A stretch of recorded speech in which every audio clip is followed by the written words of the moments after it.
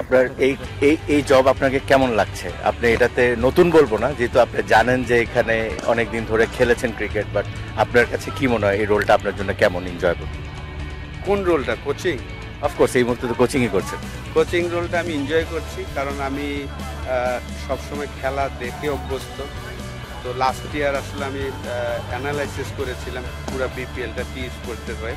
তো এই বছর আমার অ্যাসিস্ট্যান্ট কোচ হিসাবে কাজ করছি, যেহেতু আমি লেভেল 3 কোচিং কোর্স করেছি, যে আমি কোচ হতে চাই, আসলে মাঠে থাকতে চাই। তো আমার ভালো লাগছে, যেহেতু টিম ভালো করছে। প্রথম অ্যাসাইনমেন্টে আমরা চ্যাম্পিয়নও হয়েছি গ্লোবাল টি20-তে। তো আরও কাজটা আমার কাছে সহজই মনে হচ্ছে, এবং আমি লাকি যে আমাদের হেড কোচ মিকি আর থাকাতে আমার জন্য আরও সহজ হয়ে গিয়েছে। যেহেতু সব প্ল্যান সে করে, আমি জাস্ট তাকে ইনপুটগুলো দেই, কোন কোন জায়গায় কী হলে ভালো হয়, কোন প্লেয়ারটা কেমন। যেহেতু লোকাল প্লেয়ারগুলো আমি বেটার চিনি, তো আমার জন্য কাজটা খুব সহজ, এবং সে ট্রাস্টও করছেন। আমি যেই জিনিসগুলো ইনপুট দেওয়ার চেষ্টা করি, এবং প্লেয়াররা পারফর্ম করছেন।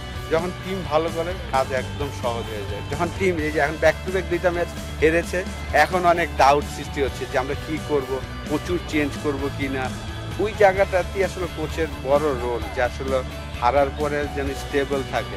ওই সময় যদি আমরা প্রচুর সোয়াপ করি, তখনই কিন্তু টিমের মধ্যে রেজাল্ট পাওয়াটা ডিফিকাল্ট। অ্যাবসলিউটলি। এভাবে আপনাদের সাথে কথা বলে বা এভাবে আপনাদের সাথে এই ক্রিকেট চর্চায় রেখে কিন্তু অনেক কিছু শেখা যাবে, এবং এভাবে আগাইতে হবে আমাদের লোকাল কোচদেরও।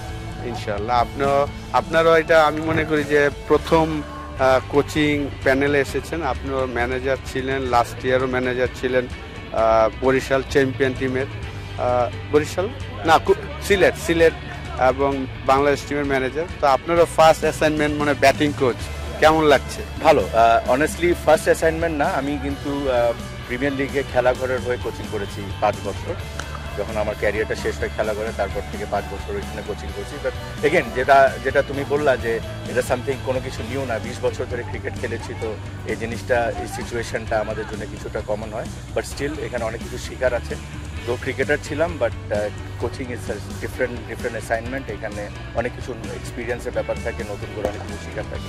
তো এটাই হলো কথা, যে আমরা এখন যেহেতু যারা করছি, আমাদের এইজ লেভেলে আমাদের সমবয়সীরা অনেক কাজ করছে। তো এরকম ধরনের আড্ডা বা এরকম চ্যাট হলে কিন্তু আমার মনে হয় যে বাংলাদেশ থেকে ভালো ভালো কোচ এখান থেকে বের হবে। ডেফিনেটলি।